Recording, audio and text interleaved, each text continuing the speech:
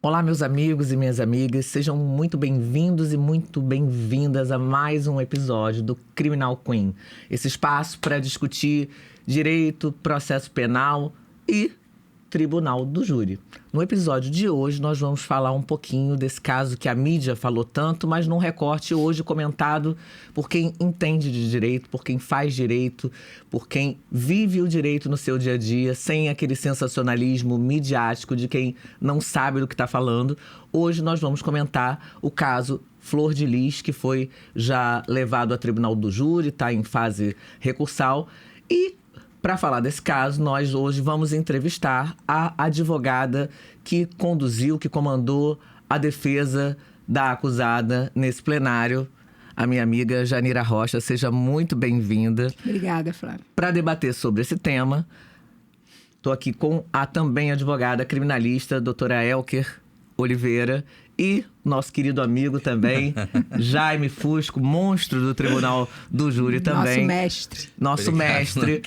Para comentar um pouquinho das dificuldades, das nuances que aconteceram nesse julgamento, né? Que foi um julgamento histórico, que foi super explorado na mídia, né, Janira? Eu acho que é uma dificuldade que a gente lida, Fusco, quando nós temos um caso que é julgado antes pelos milhares de jurados do Brasil, porque assumiu algum lugar, né, no espaço do tribunal da mídia, né, Elker? Eu acho que é um desafio para todo advogado é quando esse caso já é pré-julgado, já está estabelecido o tribunal da mídia, a instrução criminal ela é conduzida pela mídia. Esse processo não foi transmitido, como vem sendo muito comum hoje em dia, né? A transmissão de julgamentos, eu acho que acaba essa espetacularização do processo penal, que desde sempre, desde da antiguidade isso acontece, mas hoje dificulta ainda mais o trabalho de quem se determina a fazer uma defesa, né, nesse processo. Então, Janira, conta, vou abrir com ela, depois a gente vai trocar aqui a bola. Qual foi o teu maior desafio ao assumir a defesa da Flor de Lis? Bom, primeiro dizer que para mim é uma honra, né, estar aqui nessa mesa com monstros sagrados do Tribunal do Júri. A primeira vez que eu entrei no plenário de júri, eu entrei junto com a Flávia, né? Então, assim, realmente é um prazer estar aqui com vocês, assim. Então, eu acho que a primeira coisa, assim, o mais difícil realmente no caso da Flor de Lis foi a repercussão midiática, né? Porque essa repercussão midiática, ela não era uma coisa aleatória. Ela construía uma estrada até o plenário. Ela construía uma estrada até o Tribunal do Júri. Então, assim, o que se discutia na imprensa não era, por exemplo, os tipos penais, o homicídio, a tentativa, a fraude processual, a associação criminosa, e as provas que existiam, né, em relação a esses tipos penais. Porque no processo não existem provas em relação a esses tipos penais. Então, coube à imprensa construir, a partir daquela lógica que é muito comum, né, nos casos midiáticos aí de Tribunal do Júri, que é aquela lógica satânica, né? O pânico satânico é você pegar ali o réu e trazer esse réu para construir factóides.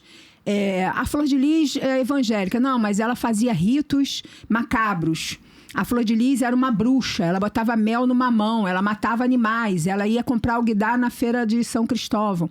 Ela fazia sexo com os filhos. Qual o nome dos filhos? Ninguém nunca deu o nome do filho que ela fazia sexo. Nunca apareceu o filho, mas ela fazia sexo com os filhos. Ela frequentava a casa de swing.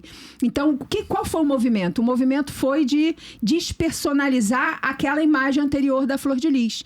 Foi construir uma outra pessoa. E uma outra pessoa desumanizada, uma outra pessoa que fazia coisas que os normais não fazem, principalmente na questão da bruxaria, porque tira a Flor de Lis do mundo dos vivos e coloca ela no mundo do sobrenatural.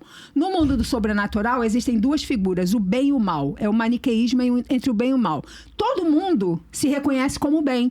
e ela foi jogada no lado do mal. Então, todo mundo diz, eu não estou com a Flor de Lis, porque eu sou o bem.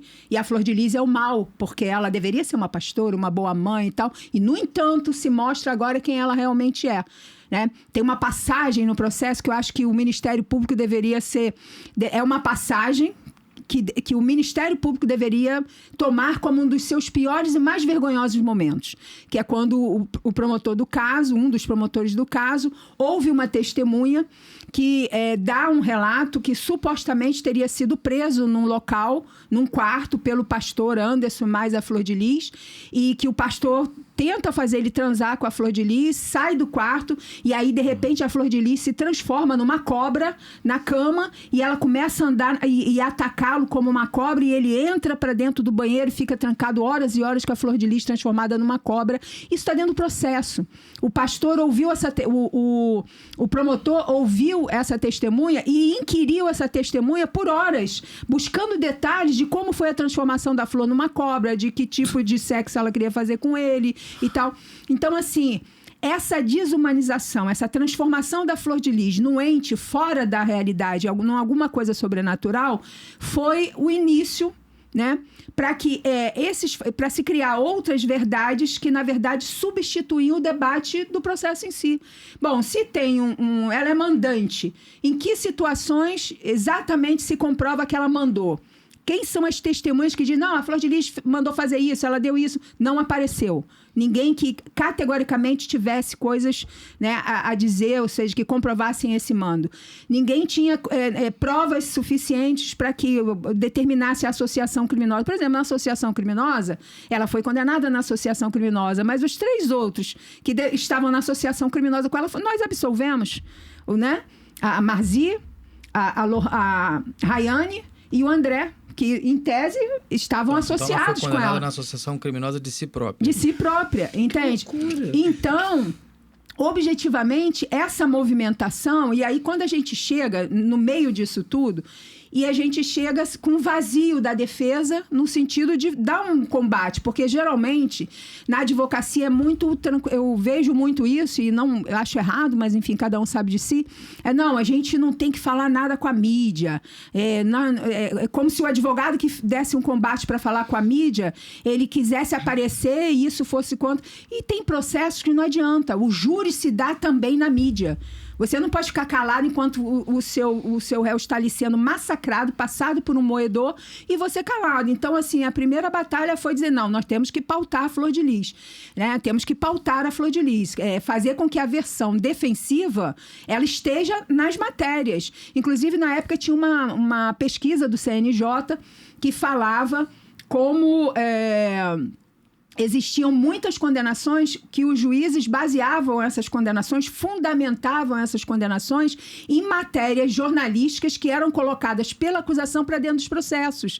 Ou seja, matérias jornalísticas viravam prova dentro dos processos e os juízes, quando iam dar suas decisões, fundamentavam a partir de matéria jornalística. Então, como um advogado pode não disputar a versão jornalística? E nós fizemos isso. E aí tinha todo o interesse da mídia, porque a Flor de Lis, ela é um produto, né? Ela virou uma novela, ela virou uma coisa que vendia, qualquer coisa falando de Flor de Lis vendia muito. E a mídia nos procurava muito, né, para ter... E aí a primeira coisa que nós fizemos foi cessar, porque antes da gente chegar na defesa, a Flor de Lis falava pelos cotovelos, falava, e a gente chegou e falou, não vai falar mais nada, acabou, para a família, acabou, ninguém fala mais nada, qualquer coisa que for falar hoje, qualquer entrevista é via defesa. Só hoje a defesa faz esse controle, né, daquilo que vai ser dito e tal. E aí tinha os interesses econômicos dos grandes meios de fazer os documentários, de fazer isso, fazer aquilo, e nós fomos a partir de uma negociação que estabelecemos para possibilitar que esses documentários acontecessem, os filmes acontecessem, nós fomos impondo só liberar a família e a Flor e a própria defesa a falar se a nossa versão defensiva estivesse presente nas matérias. A gente não queria que fosse a matéria chapa branca, nós queríamos o contraditório. Então, nós estabelecemos que qualquer informação sobre a Flor de Lis, o processo e tal, vindo de nós seria se aquele meio fosse garantir o contraditório, e nós conseguimos isso. Então, a primeira grande batalha foi segurar a imprensa pelo chifre, segurar as redes sociais pelo chifre e conseguir, antes do júri, levar o debate. Por exemplo, A imprensa alardeava muito. Motivo do crime, poder e dinheiro. E a gente dizia, não, o motivo do crime foi abuso sexual. Ele morreu porque ele abusou sexualmente de todo mundo. E isso não aparecia. A gente queria que isso aparecesse.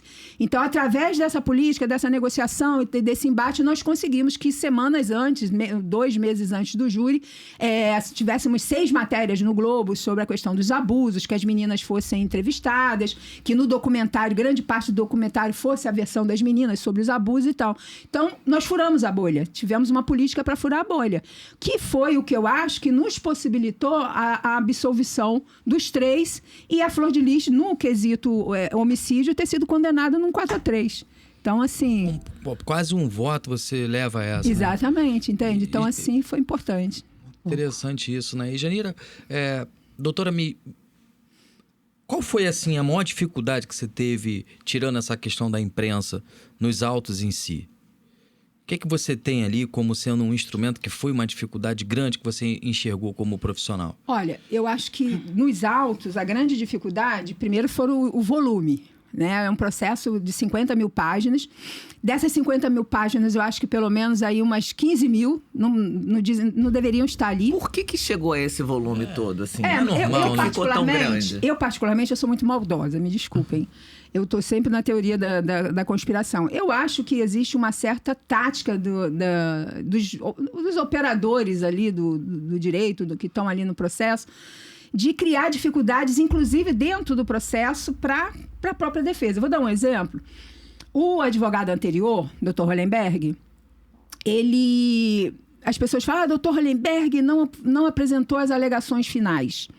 A juíza tocou a pronúncia sem as alegações, como se isso fosse um demérito ao Dr. Hollenberg. Olha, que ele falhou e tal. Não houve uma falha do Dr. Hollenberg.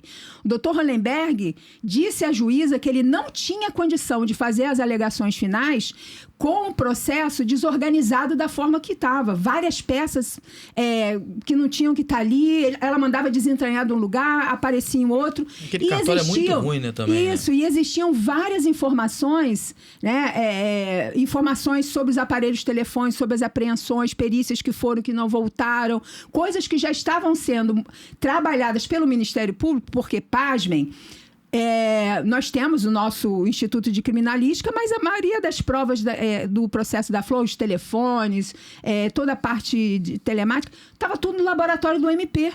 Era o MP, que é parte do processo, que estava fazendo. Então, o doutor Hollenberg falou, não, peraí, eu preciso que o MP tenha acesso, eu quero ter acesso, eu não quero ter acesso ao que o MP diz no processo, eu quero ter acesso ao que o documento diz. Então, eu quero isso para fazer as alegações finais. E aí, a juíza simplesmente passou por cima dele. Passou por cima dele, o próprio MP falou, não, peraí, dá mais prazo para a defesa apresentar as alegações. Ela passou por cima, pronunciou sem as alegações. Então, assim... Claríssimo cerceamento de defesa, não, né? Claríssimo cerceamento de defesa. E teve essa questão. A juíza também fundamentou muitas questões em cima de matérias jornalísticas. Por exemplo, a questão da tornozeleira, né? A restrição da Flor de Lis, de não poder estar à noite, não poder frequentar certas pessoas, não poder fazer isso, aquilo, não poder falar nas redes sociais e tal. Né, de ter que usar a tornozeleira, ela fundamentou essas decisões... Não podia ver os filhos, né? Ela foi proibida de visitar os filhos. E também isso, mas assim, tudo em cima de matéria de assistência de acusação, cumprindo o seu papel, ótimo. Todos os réus eram proibidos de falar entre si? Todos ou só a Flor era proibida de falar com os outros? Não, todos os réus, principalmente ela. Então, assim, se você pegar a maioria das fundamentações que foram feitas para essas medidas... Já passou por isso em algum processo que se proibisse os réus de se falarem entre si? Inclusive, já. Doutora, tinha réu nesse processo, eles não poderiam estar nem no mesmo presídio.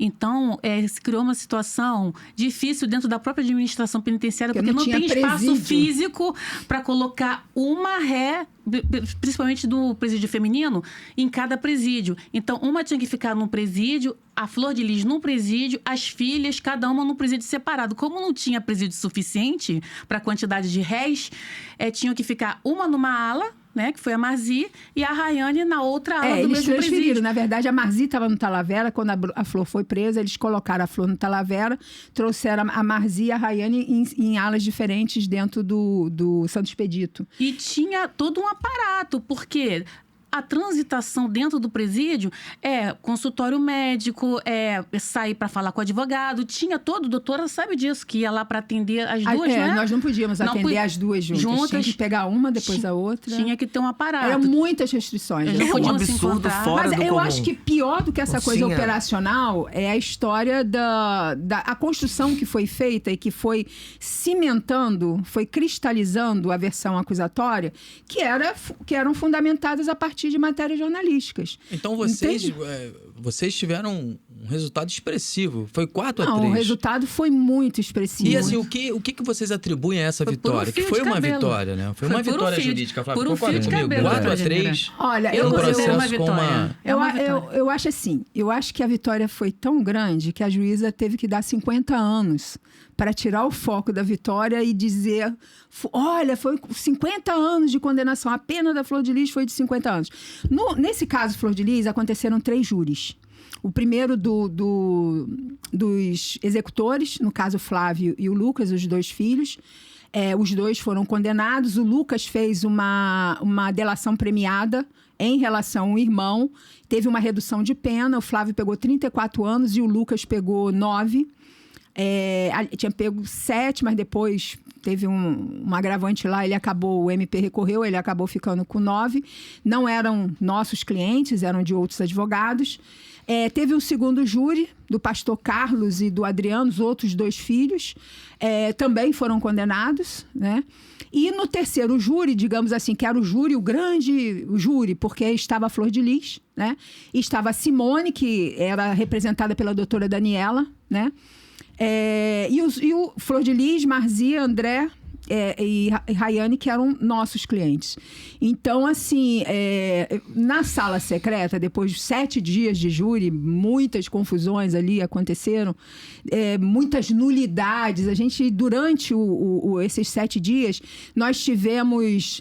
O MP, por exemplo, com documento surpresa, a juíza tinha desentranhado do processo um documento da vara da infância que dizia sobre um dos filhos menores, determinadas situações dos filhos menores, que estavam sendo tratados na vara da infância. A acusação trouxe para dentro do processo, a juíza disse que não, desentranhou a pedido da defesa. E no dia do júri, sem passar por nenhum 479, né, aquilo não apareceu no 479, e no dia o promotor pega o documento da vara de infância e começa a trabalhar e tal, e a gente vai lá e diz, olha, não pode. Esse documento foi desentranhado, esse debate já foi feito. Não foi. A defesa teve acesso, nós fomos lá, pegamos o rapaz do cartório, o chefe lá, o funcionário chegou na frente da juíza, a juíza parou e falou, a juíza perguntou, olha, a defesa não teve acesso. E então tem chance de anular o júri? Sim, nós filmamos tudo, eles falando isso. Então, um documento surpresa. No ato seguinte, nós fizemos direito de defesa parcial, nós não permitimos, porque nós colocamos o seguinte, olha... esse caso já está tão, né, consolidado na grande mídia. Tanto a juíza quanto os promotores do Ministério Público já falaram tanto na mídia, né, qual é a posição que eles têm, inclusive a juíza, qual a posição que tinha em relação ao caso. E quem menos falou até agora são eles. Então, nós vamos fazer o silêncio parcial para que eles possam falar mais e falar para quem interessa, que é o Conselho de Sentença. Então, assim, eles só vão responder as perguntas da defesa e do Conselho de Sentença. E assim procedemos. E aí, fizemos lá o interrogatório todo, e quando chegou no final, a assistência de acusação fez um longo discurso batendo no direito de silêncio. E nós filmamos, que são 17 nulidades ao todo, mas nós estamos focando nessas duas que são muito categóricas. A jurisprudência é firmada, né, da necessidade de anular nesses 2 casos. Tem vários. Nós estamos ainda lá na questão das alegações finais, que também não foi julgado a pronúncia em relação às alegações. Tem várias questões. Mas esses 2 pontos, nacionalmente, a jurisprudência já consolidou como motivo de anulação e de novo júri. Agora, então, nós Janira, estamos trabalhando isso. Uma questão que a gente debate muito. Aqui no Rio de Janeiro, não é comum júris que duram muitos dias, como esse da Flor. Talvez tenha sido algum dos que mais durou aqui no Rio de Janeiro. Né? História, nem aqui Candelária, nem Vigário foi assim. Não demora tanto. Qual foi a tua maior dificuldade é nesse júri se estender por tantos dias, os intervalos, a tensão, a presença da mídia ali, embora não tenha sido transmitido, a mídia estava presente o tempo todo, não foi transmitido, mas a mídia se fazia presente e tem as interrupções, né? E aí, as interrupções, ora, são favoráveis ao respiro necessário da defesa, em outras horas não. Os jurados ficaram aonde? Porque eu não vi isso noticiado. Os jurados ficaram em hotel. Assim, eu venho da política, né? O povo da política está acostumado Eu tenho depois uma pergunta para te fazer sobre isso. Povo... Como é que foi essa coisa de você deputada do PSOL? Defender uma... Eu vou responder ela, depois eu te respondo. Né, Flávia? Mas assim, eu venho da política no sentido assim, eu sou militante de movimento social, movimento sindical, a gente está acostumado a combates, muitas horas de combate, dias. E foi uma boa deputada, eu acompanhava o seu trabalho. Então assim, a gente vem da batalha. Então 7 dias de júri, do ponto de vista físico e mental, pra gente... Pra Janira, foi uma coisa tranquila. O que mais, olha só que engraçado, o que mais me desafiou ali foi o ar refrigerado da juíza. A juíza colocou o ar refrigerado da sala. Virado pra vocês? Não, era acho que não era pra gente, era geral, assim. A temperatura era escorchante, é que você quase não conseguia respirar. O Rodrigo Faltos, que é o meu parceiro no júri, ele é de Curitiba, que é um lugar extremamente gelado. Não estava aguentando. Ele não aguentava, ele saía. Você sabe Quem que uma mais vez aguentava esse frio era eu. Você sabe que uma vez eu conversando com um cara que é juiz, é meu amigo hoje, ele falou que eles faziam isso de sacanagem. Não, eu tenho certeza. Tanto é que eu não sei ali, se era o caso dela. Mas ele falou, não, a gente botava... não sei o quê, sabe? Ela ria, olhava pra mim e falava assim, a senhora não tá aqui pra trabalhar? É assim, essas são as condições. Enfim, era aquela coisa. Mas, enfim, o ar foi uma coisa assim. Agora, de restante, não. Eu, particularmente, achei o júri... Teve uma manobrinha que o MP tentou fazer pra... Eles tentaram o seguinte... Conforme foi se consolidando, porque essa história do motivo do crime, que eles dizendo, reafirmando, não, é poder e dinheiro, e a gente não, foi em função da questão dos abusos. Então, eles tentaram caracterizar que aquela questão foi uma questão armada, que eu, né, eles colocaram a advogada Janira Rocha, instruiu as meninas, inventou a tese do abuso sexual, instruiu as meninas, e eles usaram uma entrevista minha no livro da Vera Araújo, que a Vera Araújo escreveu sobre um livro sobre a Flor de Lis. Ela me fez uma entrevista e ela me perguntou sobre essa questão dos abusos e tal. Ela fala, como é que você trabalhou isso? Como é que foi isso?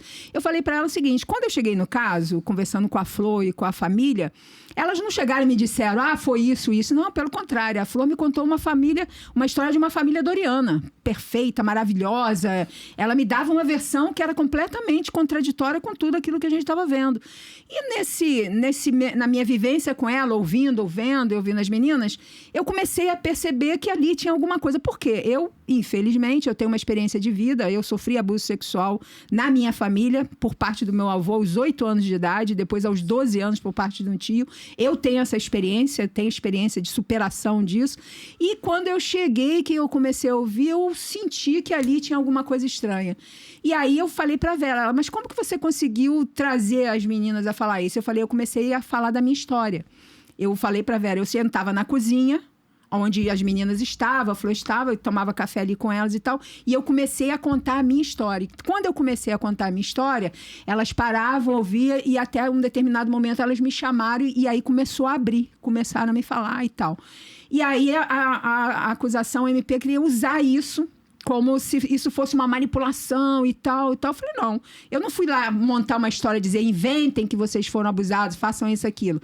Não, eu percebi que aquilo existia e eu... Né? Mas tu chegou a responder alguma coisa? Não respondia nada. E aí trouxe isso. E aí eles começaram a bater nisso. Por que eu não respondia nada? Eles começaram a bater nisso em vários momentos e tal. E dizer, foram pra mídia, a mídia veio atrás de mim, não sei o que e tal. E aí na inquirição das testemunhas do MP... Tinham 2 testemunhas que eu sabia, porque eu tinha conversado já com todo mundo, a investigação defensiva que eu aprendi com a minha mestra. Né? Flávia é pioneira foram nisso. 2 anos e meio de... Eu sempre falo. 2 anos e meio. Vai lá. 2 anos e meio olhando em todos os buracos possíveis, né? Me deu um conjunto de informações que me permitia olhar a realidade ali de maneira privilegiada.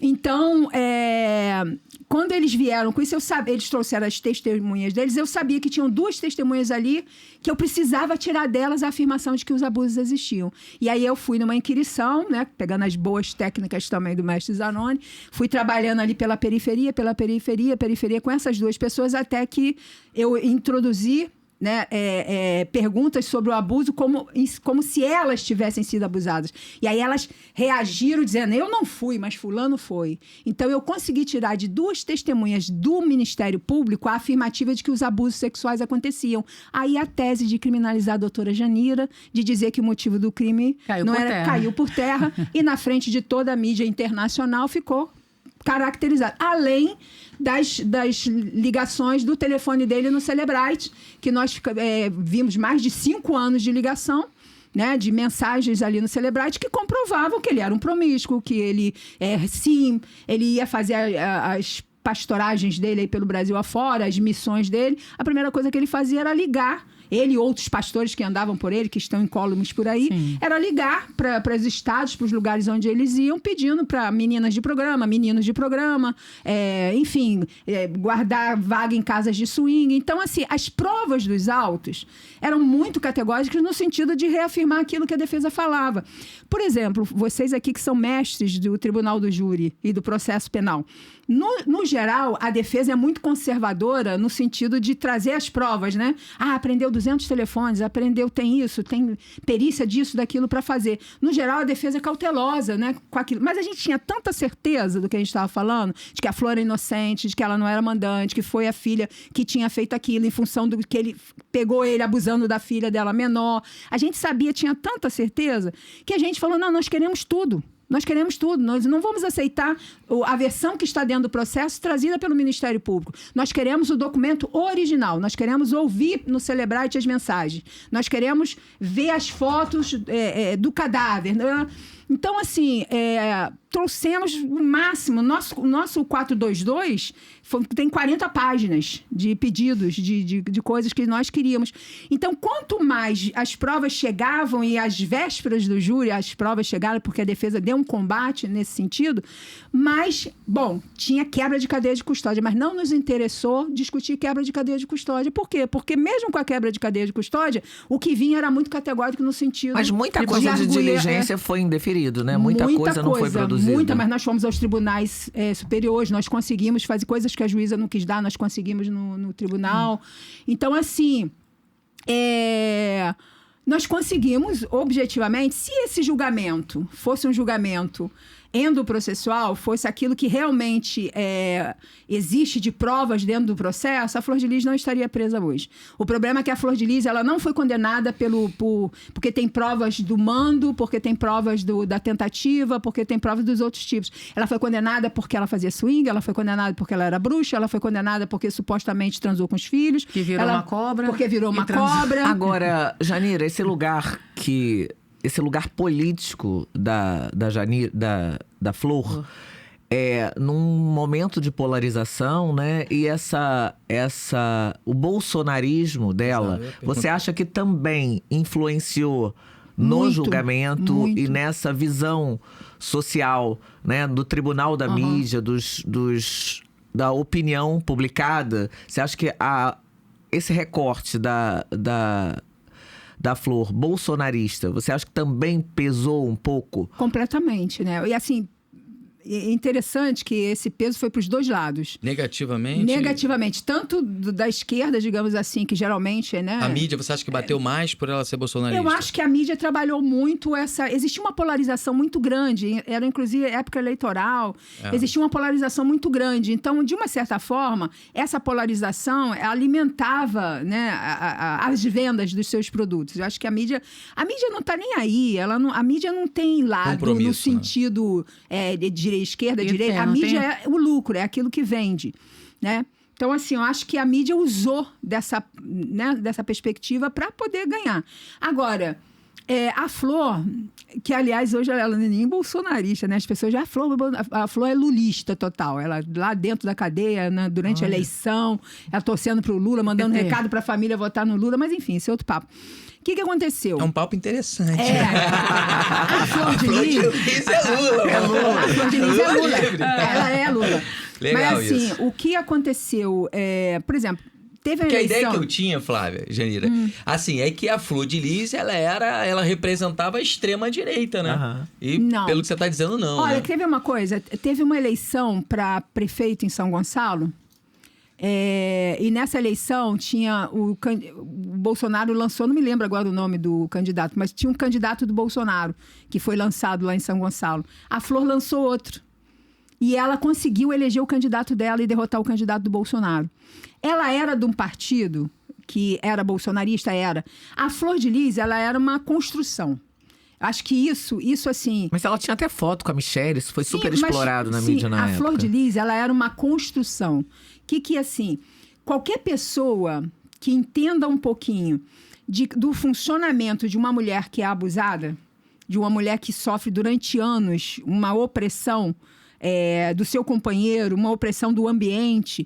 A Flor de Lis, e aí é muito interessante, se vocês quiserem pegar, por exemplo, as provas, eu digo assim, a questão do Celebrite, tudo aquilo, o dia a dia dela, a relação. Por exemplo, o que a Flor de Lis vestia era o Anderson do Carmo que determinava.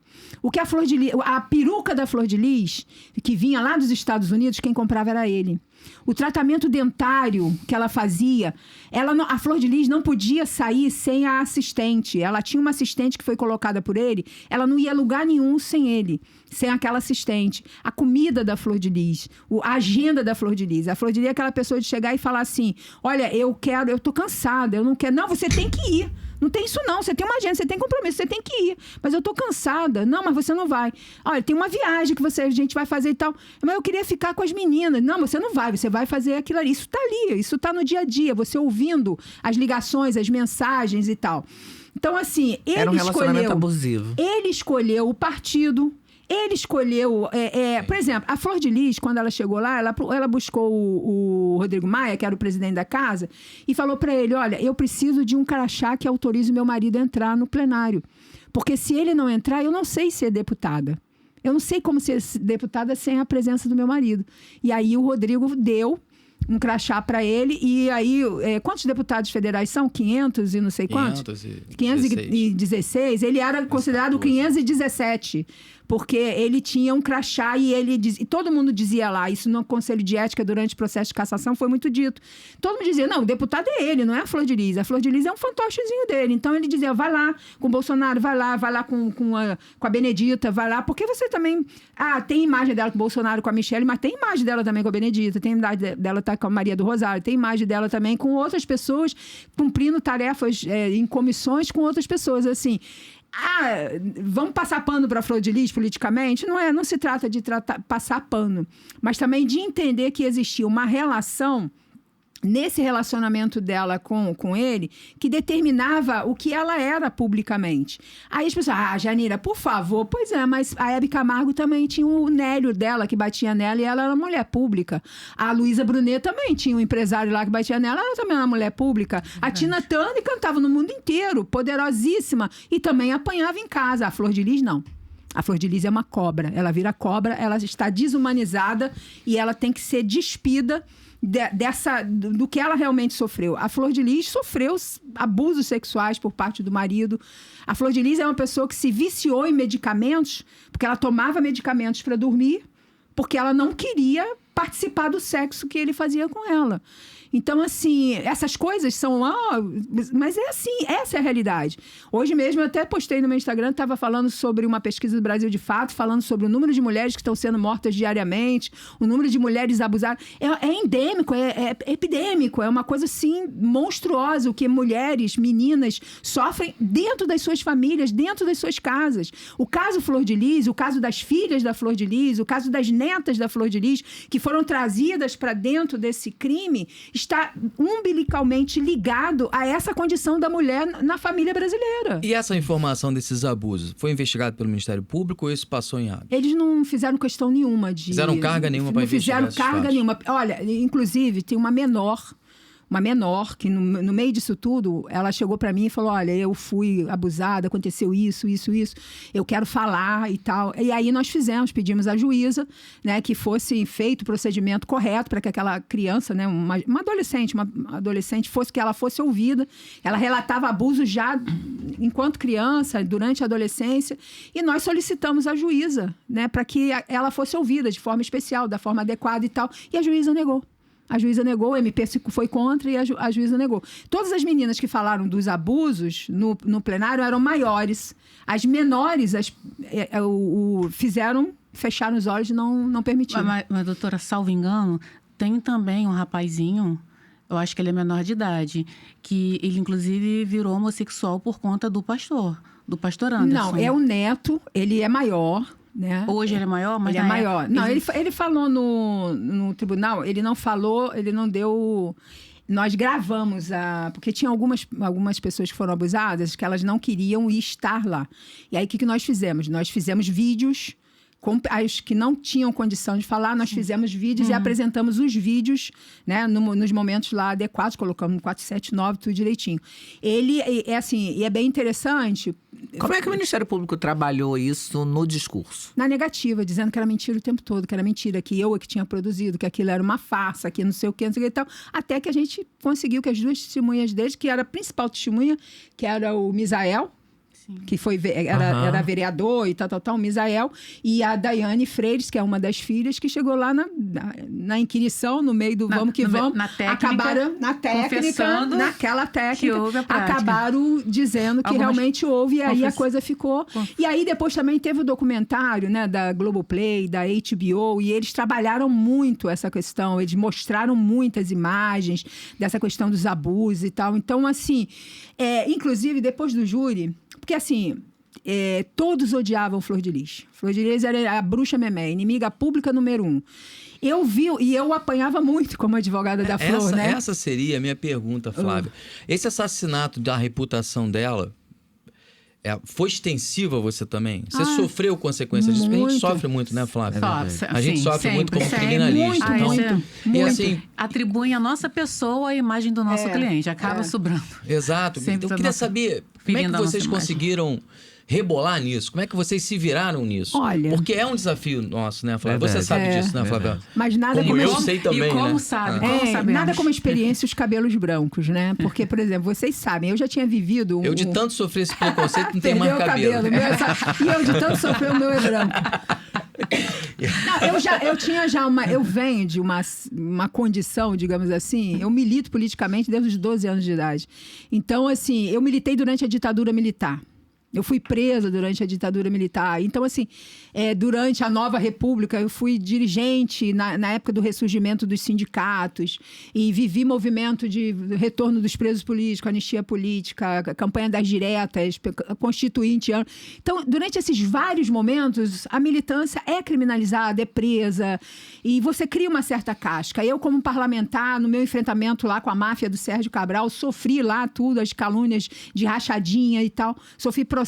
Então, eu já chego no processo da Flor de Lis com muita casca grossa. Já sabia. Inclusive, antes, quando ela me pede, eu quero que você venha, que você fique no processo, eu falei, Flor, primeira coisa que vão fazer quando souberem que eu sou a sua advogada é pegar toda a minha vida e botar e vir pra cima. Você vai passar por isso? Você vai aturar? Vou. Então, vamos embora.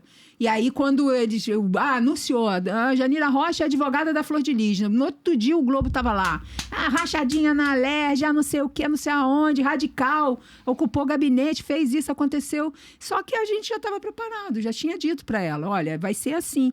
E foi, até que eles precisaram sentar comigo para negociar o produto deles, a necessidade de continuar.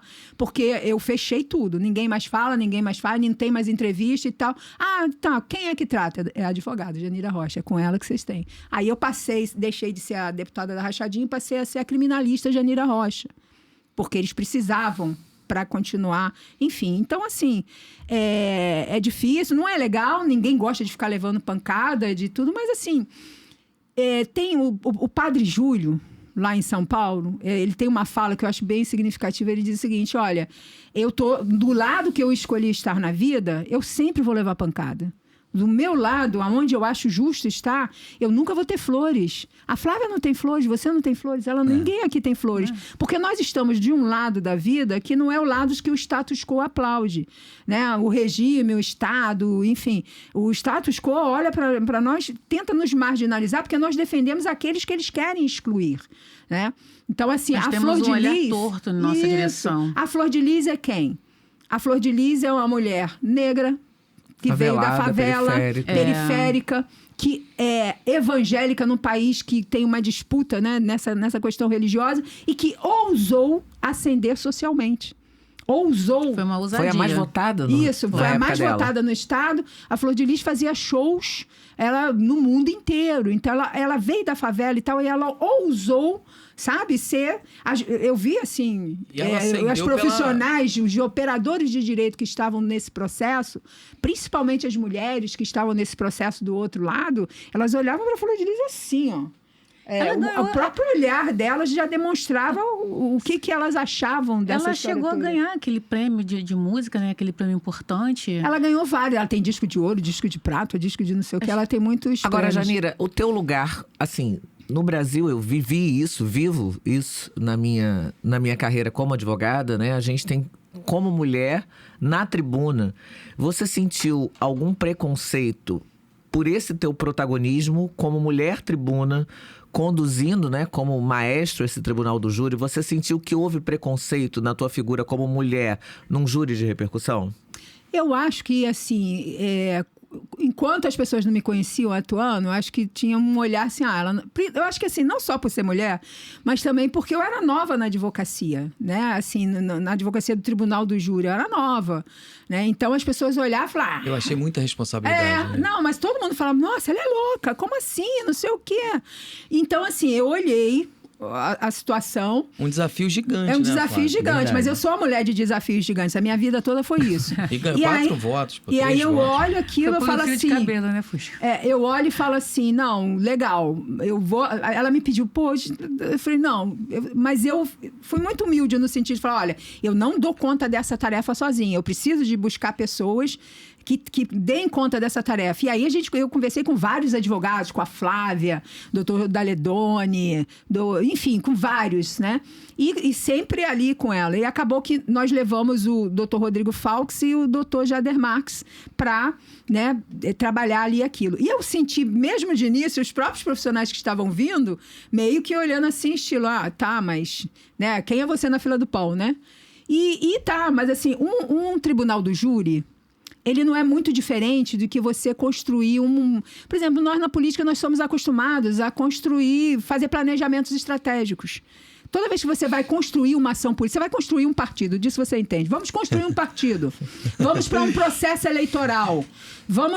Hoje nós dirigimos uma prefeitura, dirigimos um grande sindicato. Eu fui dirigente de um sindicato por mais de 30 anos, de um sindicato que tinha um orçamento maior do que muita prefeitura do Rio, né, do nosso estado. Então, assim, eu estava acostumada com essas, né, essa organização, fazer planejamentos estratégicos e tal.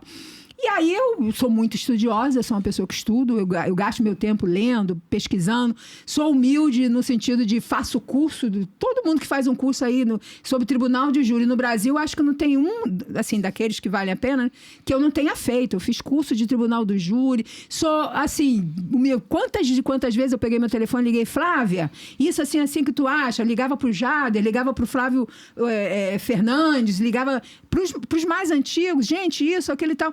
Mas eu nunca tive medinho de nada, né? Nunca tive medinho. E acho que tive um papel protagonista, sim, não só nessa parte da investigação defensiva, que todo mundo elogiou muito, na parte da relação com a mídia, mas inclusive na parte processual, né? Então, assim, tive um problema na preparação, assim, nós fizemos uma preparação para o júri, nós fizemos uma pesquisa, né? A gente tentou desaforamento e tal, aquela dificuldade. E nós fizemos uma pesquisa, contratamos uma assessoria lá do Paraná, da Universidade Federal lá do Paraná, um técnico lá, um professor universitário maravilhoso, que tem uma experiência muito grande de tribunal do júri. Fizemos uma pesquisa em Niterói, vimos Por exemplo, a gente apresentar Flor de Lis. O que você acha? Flor de Lis é inocente ou culpada? Culpada. 73% da cidade dizia que ela era culpada. Agora, pesquisa espontaneamente. Por que ela é culpada? Ela é culpada porque os filhos dela dizem que ela é culpada. Tinha 6 filhos dizendo que ela era culpada. Então, a primeira coisa que apareceu, ela é culpada porque os filhos dizem que ela é culpada. Segunda coisa, por que a Flor de Lis é culpada? Interessante isso. Ela é culpada porque ela usa peruca. Então, assim, quais são as faixas? É uma experiência política sua.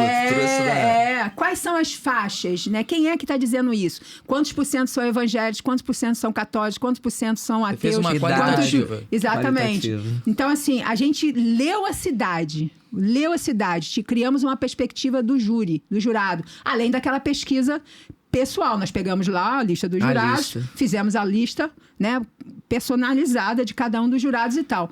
E trabalhamos essa lista personalizada com essas características que nós aferimos nessa pesquisa. Depois, o que nós fizemos? Nós fizemos um júri simulado. Antes do júri da Flor de Lis, nós fizemos lá no Paraná, na universidade. Isso o doutor Rodrigo Falks, né? Ele é professor da universidade lá do Paraná. E nós pegamos advogados lá do Paraná, doutor Zagonel, doutora Carla Tortato, vários advogados que atuaram como acusação, como assistência de acusação a gente faz isso e na tal. Preparação lá dos júris. E aí nossos, pegamos os estudantes, simulado. né? Dos estudantes nós fizemos ali o conselho de sentença e mais uma plateia. E trabalhamos as diferentes teses para cada um dos réus e tal. E fizemos pesquisa depois com cada uma dessas pessoas que atuaram no júri. Então, quando a gente vai para o júri, a gente não vai assim, a gente tem uma base científica, né? No sentido de que nós sentamos ali e meio que a gente já esperava, a gente sabia o júri não é mais... Fusco, o júri que era na época de Evandro Lins e Silva, não é mais aquele júri da época do Mães, né? O júri hoje, ele tá muito mais técnico, ele tá munido dessas informações novas, das novas tecnologias. Infografia, que é uma coisa que a gente usou muito. Nós fizemos um vídeo de humanização, porque nos júris anteriores, dos dois filhos, os 2 júris anteriores, o MP começava o júri com uma matéria do Fantástico. E 15 minutos de uma matéria do Fantástico, dizendo, poder, dinheiro, não sei o quê, né? Dos 2 júris. Aí nós fizemos um vídeo também de 15 minutos, mas falando do papel da mídia na criminalização. Muito bom isso. Aí muito a gente foi e rebateu aquilo. Por isso do sucesso, né? Então, assim, foi uma coisa... Parabéns pelo trabalho. E a luta continua, né? O júri não terminou. Levar o júri não terminou. Júri. O júri tá... Quero te agradecer, Fusco, pela presença aqui. O Fusco é cadeira cativa aqui. Obrigado. Vamos ter um programa só sobre o processo que ele atuou, que é surpresa. A gente vai falar aqui no próximo episódio, que ele é o entrevistado. Quero te agradecer, Cris, pela presença aqui. Janira, brilhante. Parabéns pelo trabalho. Quero aproveitar aqui e falar com o nosso público que está acompanhando. A gente fez no episódio anterior, falou desse livro, Execução Penal Banal Comentada, do Márcio Santos Nepomuceno. Necessário para todo mundo que é do meio, que é do direito, para discussão da criminologia, a criminologia do apenado, não só a criminologia dos criminólogos, dos doutores, dos acadêmicos, mas numa perspectiva, porque fazer tribunal do júri sem uma bagagem teórica e ideológica é um completo vazio. Para você trazer essa discussão quando você tem sentado no banco dos réus alguém que vem desse aspecto periférico, é fundamental que você tenha um conhecimento da criminologia, e a criminologia do apenado está aqui, com Márcio dos Santos Nepomuceno. Obrigada pela participação de vocês, espero vocês no próximo episódio do Criminal Queen.